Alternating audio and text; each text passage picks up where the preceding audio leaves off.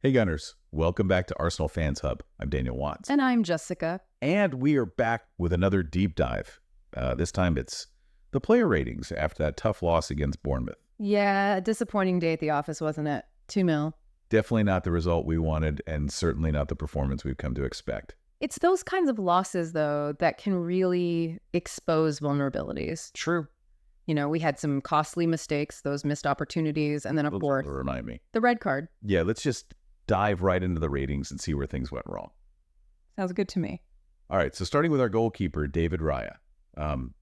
He got a 5 out of 10, which seems a bit harsh for a guy who's been so solid for us. I know, right? But those misplaced passes early on, especially the one that led to the penalty after Kiwior's back pass. Yeah, not his finest moment. It just goes to show even the best keepers can have an off day. Especially under that kind of pressure. Then we had Ben White back from injury, also getting a 5.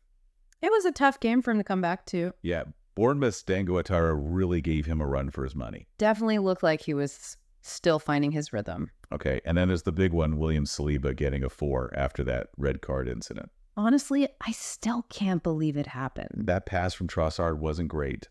But did Saliba really have to make that challenge? It was a risky move for sure. And once VAR got involved... A red card felt inevitable, Ruff. Pretty much. Yeah. Playing with 10 men for that long changes the entire game. It's such a disadvantage. Yeah.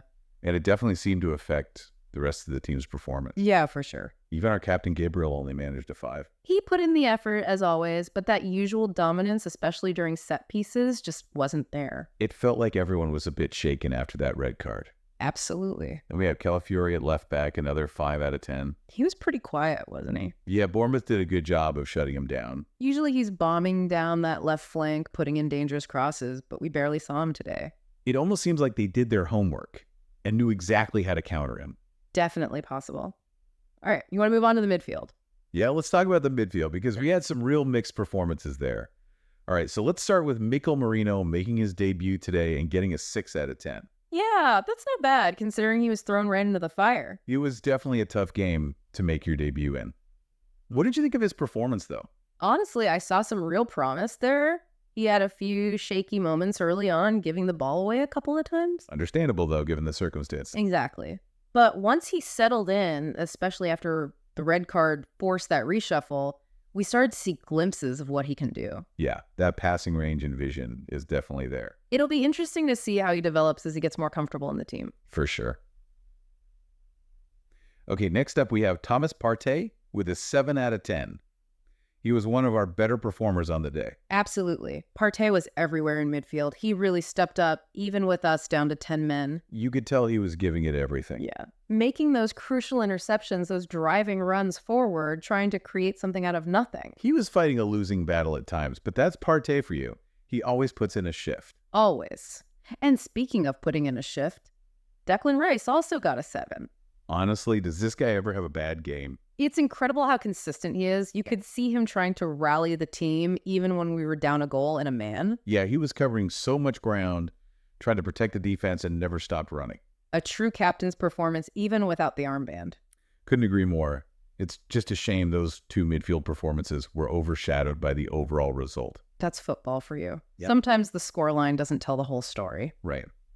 Let's move on to the attack, which was pretty quiet today. To be honest, they didn't have much to work with. True. Raheem Sterling coming in for Saka only got a 6 before being subbed off early. It's tough for a player like him when the team's down to 10 men and having to defend deeper. He needs space to operate, and he just wasn't getting it. Yeah, those tactical decisions are always tricky when you're chasing the game. Then we have Kai Havertz leading the line as a lone striker after the red card. He also got a 6. He worked hard, but you could tell he was isolated up there. Starved of service, really. It's a thankless task playing as a lone striker in those circumstances. Absolutely.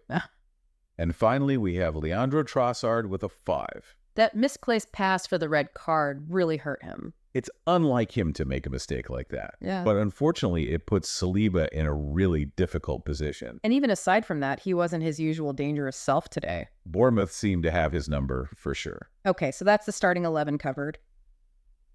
Should we move on to the substitutes? Yeah, let's talk about the impact from the bench. Right, so first off, we have Jakub Kiwior coming on for Sterling early on after the red card and getting a 5. Another tough one.